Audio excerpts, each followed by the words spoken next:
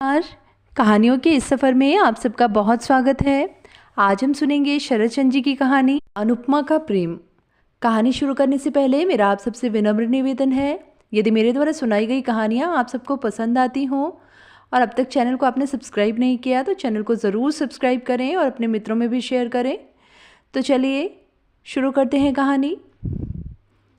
11 वर्ष की आयु से ही अनुपमा उपन्यास पढ़ पढ़कर मस्तिष्क को बिल्कुल बिगाड़ बैठी थी।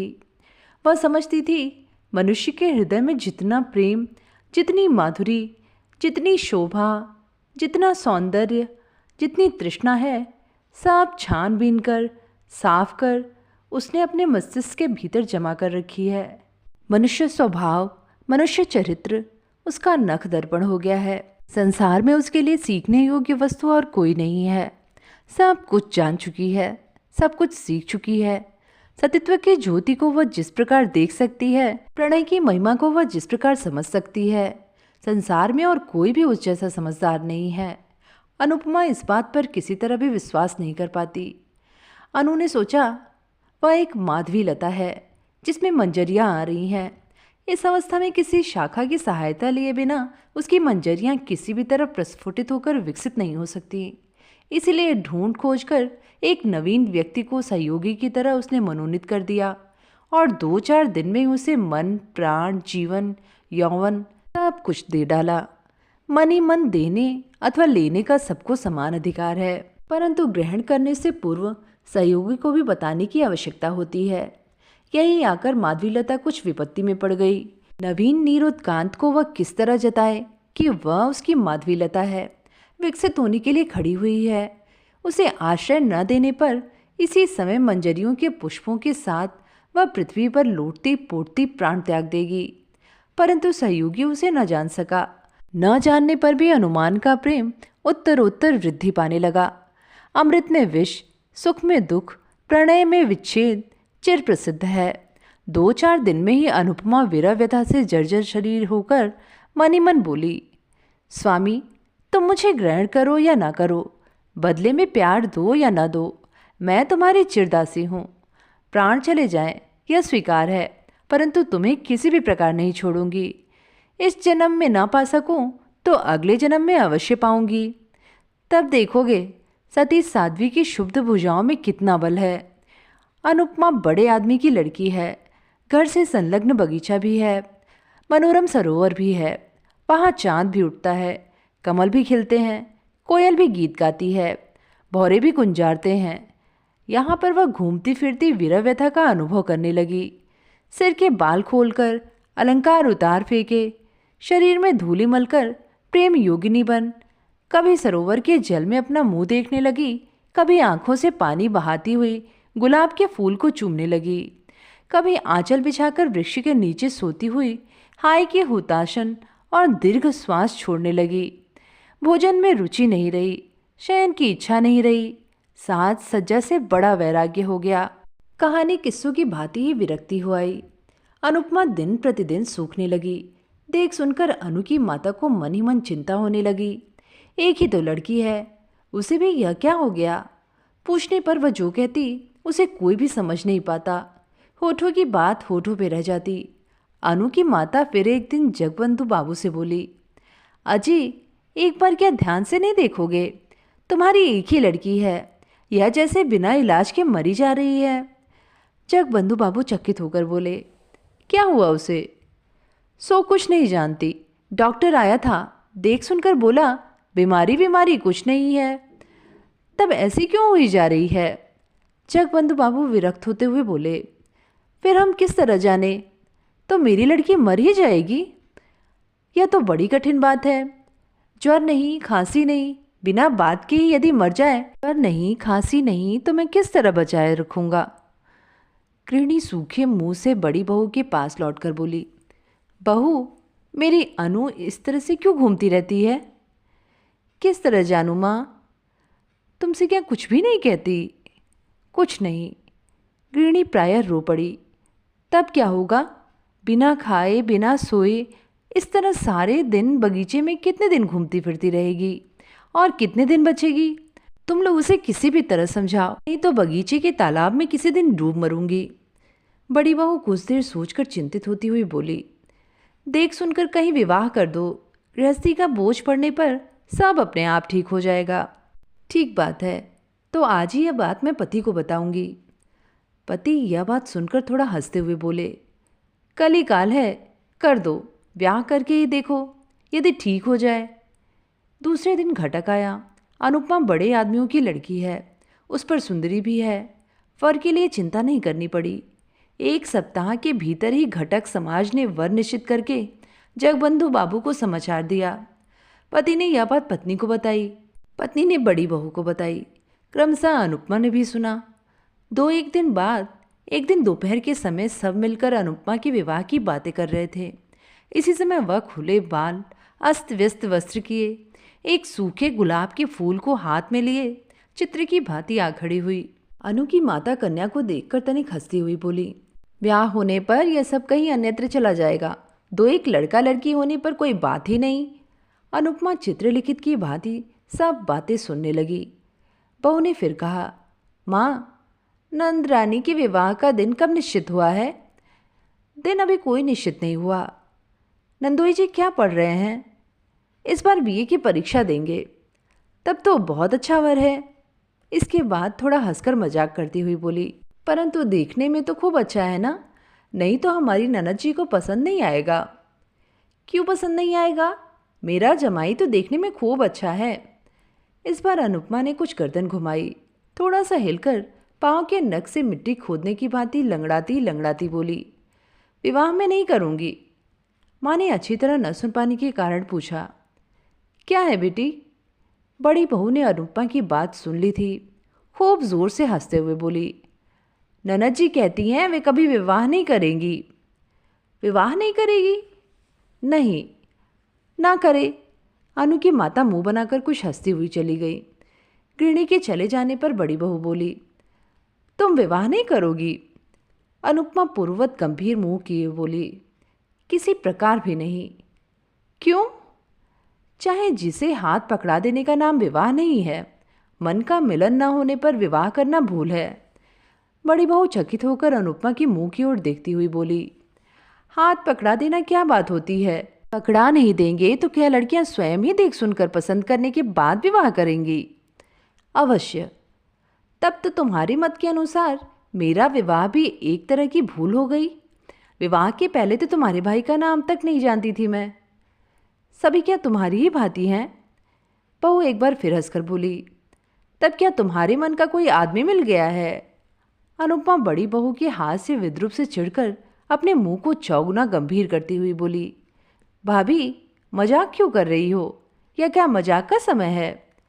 क्यों, क्या हो गया? क्या हो गया? तो सुनो। अनुपमा को लगा उसके सामने ही उसके पति का वध किया जा रहा है। अचानक कतलू खां के किले में वध के मंच के सामने खड़े हुए विमला और वीरेंद्र सिंह का दृश्य उसके मन में जग उठा। अनुपमा ने सोचा, वे लोग जैसा कर सकते हैं वैसा क्या वह नहीं कर सकती? सत्य स्त्री संसार में किसका भय करती है? देखते देखते उसकी आंखें अनैसर्गिक प्रभा से धक धक करके जल उठी। देखते देखते उसने आंचल को कमर में लपेटकर कमरबंद बांध लिया। यह दृश्य देखकर बहू 3 हाथ पीछे हट गई। क्षण भर में अनुपमा बगल वाले पलंग के पाए को जकड़कर आंखें ऊपर उठाकर चित्कार करती हुई कहने लगी, प्रभु, स्वामी, प्राणनाथ, संसार के सामने आज मैं मुक्त कंठ से चित्कार करती हूँ, तुम ही मेरे प्राणनाथ हो। प्रभु, तुम मेरे हो, मैं तुम्हारी हूँ। यह खाट के पाए नहीं, ये तुम्हारे दोनों चरण हैं। मैंने धर्म को साक्षी करके तुम्हें पति रूप में वरण किया है। इस समय भी तुम्हारे चरणों को स्पर्श करती हुई कह रही हूँ, इस संसार में तुम्हें छोड़कर अन्य कोई भी पुरुष मुझे स्पर्श नहीं कर सकता। किसमें शक्ति है कि प्राण रहते हमें अलग कर सके? अरे माँ, जगत जननी! बड़ी बहू चित्कार करती हुई दौड़ती बाहर आ पड़ी। अरे देखते हो ननद रानी कैसा ढंग अपना रही हैं? देखते देखते गृहिणी भी दौड़ी आई। बहू रानी का चित्कार बाहर तक जा पहुंचा था। क्या हुआ, क्या हुआ, क्या हो गया? कहते गृह स्वामी और उसके पुत्र चंद्रबाबू भी दौड़े आए। कर्ता गृहिणी, पुत्र, पुत्रवधू और दास दासियों से क्षण भर में घर में भीड़ हो गई। अनुपमा मूर्छित होकर खाट के समीप पड़ी हुई थी। गृहिणी रो उठी, मेरी अनु को क्या हो गया? डॉक्टर को बुलाओ, पानी लाओ, हवा करो, इत्यादि। इस चित्कार से आधे पड़ोसी घर में जमा हो गए। बहुत देर बाद आंखें खोलकर अनुपमा धीरे धीरे बोली, मैं कहाँ हूँ? उसकी माँ उसके पास मुंह लाती हुई स्नेहपूर्वक बोली, कैसी हो बेटी? तुम मेरी गोद में लेटी हो। अनुपमा दीर्घ निश्वास छोड़ती हुई धीरे धीरे बोली, ओह, तुम्हारी गोद में? मैं समझ रही थी कहीं अन्यत्र स्वप्न नाट्य में उनके साथ बही जा रही थी। पीड़ा विगलित अश्रु उसके कपोलों पर बहने लगे। माता उन्हें पूछती हुई कातर स्वर में बोली, क्यों रो रही हो बेटी? अनुपमा दीर्घ निश्वास छोड़कर चुप रह गई।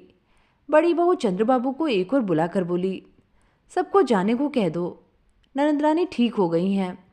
क्रमशः सब लोग चले गए। रात को बहू अनुपमा के पास बैठकर बोली, ननंदरानी, किसके साथ विवाह होने पर तुम सुखी हो जाओगी? अनुपमा आंखें बंद करके बोली, सुख दुख मुझे कुछ नहीं है, वही मेरे स्वामी हैं। सो तो मैं समझती हूँ, परंतु वे कौन हैं? सुरेश, मेरे सुरेश। सुरेश? राखाल मजुमदार के लड़के? हाँ, वे ही। रात में ही गृहिणी ने यह बात सुनी। दूसरे दिन सवेरे ही मजुमदार के घर जा पहुंची। बहुत सी बातों के बाद सुरेश की माता से बोली, अपने लड़के के साथ मेरी लड़की का विवाह कर लो।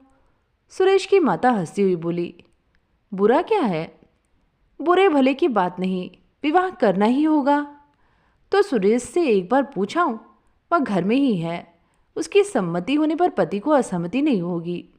सुरेश उस समय घर में रहकर बीए की परीक्षा की तैयारी कर रहा था। एक क्षण उसके लिए एक वर्ष के समान था। उसकी माँ ने विवाह की बात कही, मगर उसके कान में नहीं पड़ी। गृहिणी ने फिर कहा, सुरो, तुझे विवाह करना होगा। सुरेश मुंह उठाकर बोला, बात तो होगा ही, परंतु अभी क्यों? पढ़ने के समय यह बातें अच्छी नहीं लगती। गृहिणी अप्रतिभ होकर बोली, नहीं नहीं, पढ़ने के समय क्यों? परीक्षा समाप्त हो जाने पर विवाह होगा। कहाँ? इसी गांव में जगबंधु बाबू की लड़की के साथ। क्या? चंद्र की बहन के साथ, जिसे मैं बच्ची कहकर पुकारता हूँ। बच्ची कहकर क्यों पुकारेगा? उसका नाम अनुपमा है।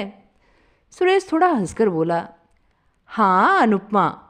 छी, वह तो बहुत कुत्सित है। कुत्सित कैसे हो गई? या तो देखने में अच्छी है। भले ही देखने में अच्छी हो, एक ही जगह ससुराल और पिता का घर होना मुझे अच्छा नहीं लगता। क्यों? उसमें और क्या दोष है? दोष की बात का कोई मतलब नहीं। तुम इस समय जाओ माँ, मैं थोड़ा पढ़ लूँ, इस समय कुछ भी नहीं होगा। सुरेश की माता लौट आकर बोली, सूरो तो एक ही गांव में किसी प्रकार भी विवाह नहीं करना चाहता। क्यों? सो तो नहीं जानती। अनु की माता मजुमदार की गृहिणी का हाथ पकड़कर कातर भाव से बोली, यह नहीं होगा बहन, यह विवाह तुम्हें करना ही पड़ेगा।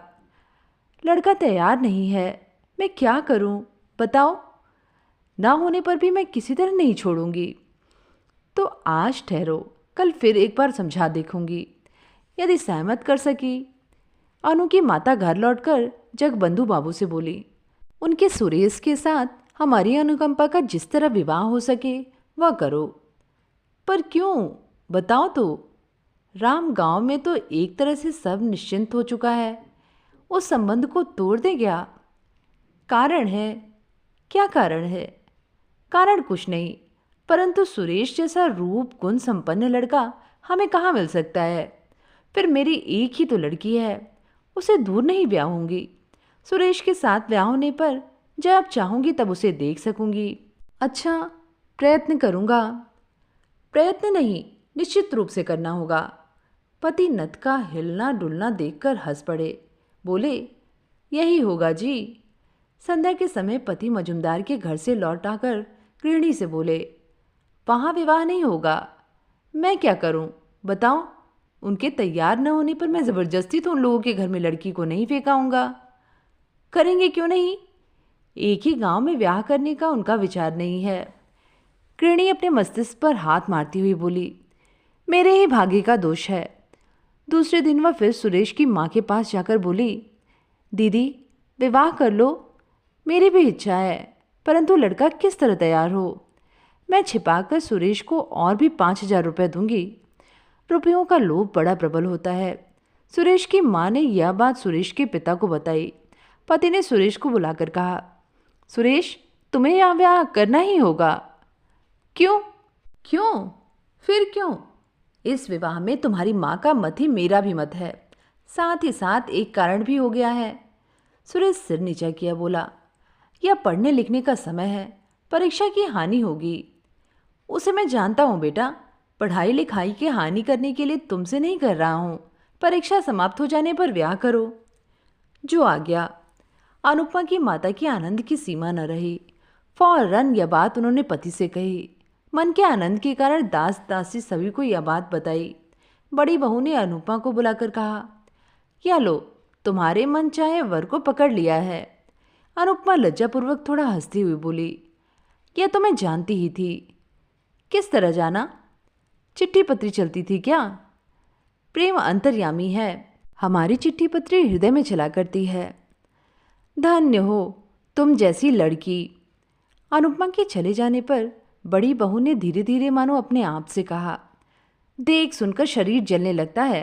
मैं 3 बच्चों की माँ हूँ और यह आज मुझे प्रेम सिखाने आई हैं।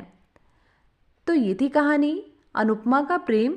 कहानी आप सबको कैसी लगी नीचे कमेंट पे लिख के ज़रूर बताइएगा। फिर मिलेंगे एक नई कहानी के साथ। धन्यवाद।